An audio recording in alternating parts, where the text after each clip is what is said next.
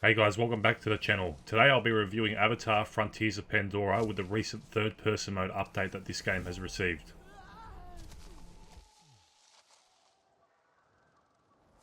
Alright, so the first thing I'd like to point out that is disappointing to me is as soon as I loaded into the game, before I even got into the game world or before you even know what to expect from the game, you're instantly met with two separate DLC pack screens.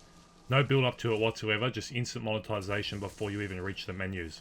Well, that doesn't define the actual gameplay experience for me, it's just a minor inconvenience that doesn't help set the tone of the game, which isn't great for a game that's going to try to demand so much time from you early on.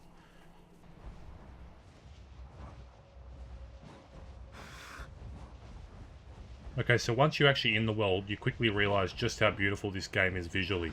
The game meets up to the hype of its movie counterparts in terms of visuals. It's easily one of the best, most visually pleasing games I've ever had the pleasure of playing.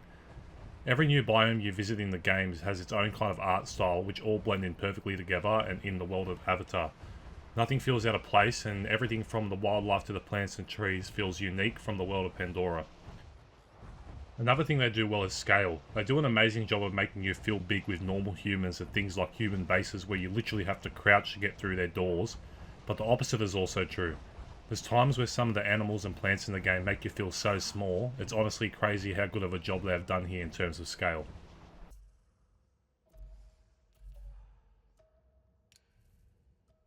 Now when it comes to the progression system in the game, it has that standard Ubisoft style that a lot of us dread.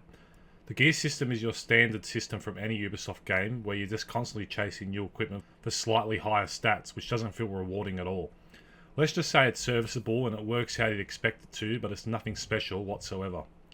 There's also a skill tree here which is just safe. It doesn't offer anything new that you haven't seen before, and it functions how you'd expect it to, but it comes with no surprises, so don't expect much here. They also try to add in a food system where you get hungry, and for some reason your character seems to get hungry literally all the time, but in my opinion this system is just dumb and doesn't really add anything to the game whatsoever. Okay, so now I want to talk about the combat. This is where things feel a bit unbalanced for me. You have the gear system in place to keep you feeling that power gain, but with the way the combat is paced, it doesn't really make sense.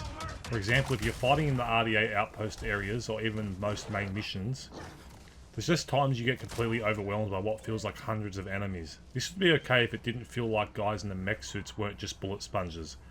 I have some weapons that are way above my recommended power level, yet it still feels like it takes forever to take one of these guys down.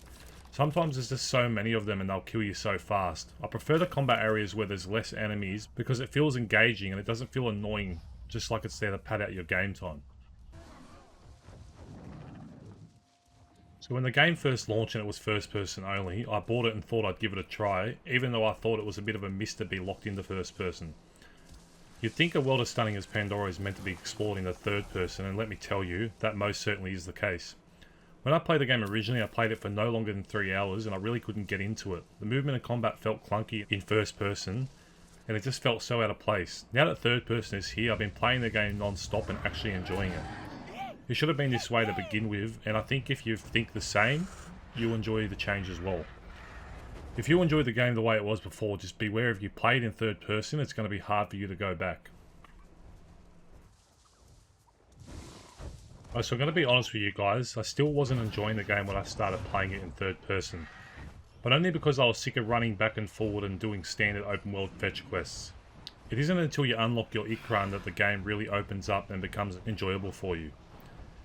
The flying is fun and adds to that scale I spoke about earlier, and the game lets you go anywhere and explore anything. If you can see it, you can go there. Exploring the world in this way became my favourite way to play the game and was my sole reason for wanting to come back to it. Now finally that brings you to the story. It's just fine. The story isn't bad, but it's also nothing special either. It seems to just exist to get you moving through this amazing world that they've built, which is fine because like I said, that's the best thing about this game anyway.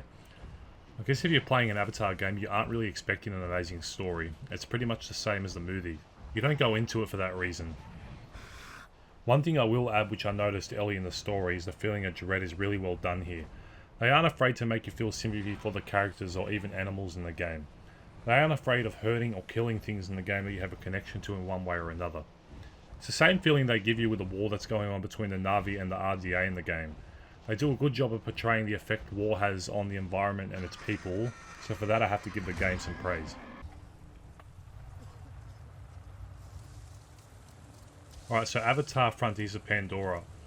It has those standard Ubisoft flaws and it plays it safe, but it's clear that the developers that created this game in the world of Pandora were passionate about wanting to make this game feel alive, and with a third-person update it opens up this world to show what it really should have been from the beginning. And for that it brings us to the question of would I recommend? And that answer is yes, but only in the third-person mode. Like I said before, this game feels like it was meant to be this way from the beginning. Better late than never, I guess. Alright guys, so I want to know, have you guys played Avatar since the third person update? Any thoughts and opinions, leave them below and I'll get back to you. Like the video if you haven't already, and I'll talk to you guys on the next video.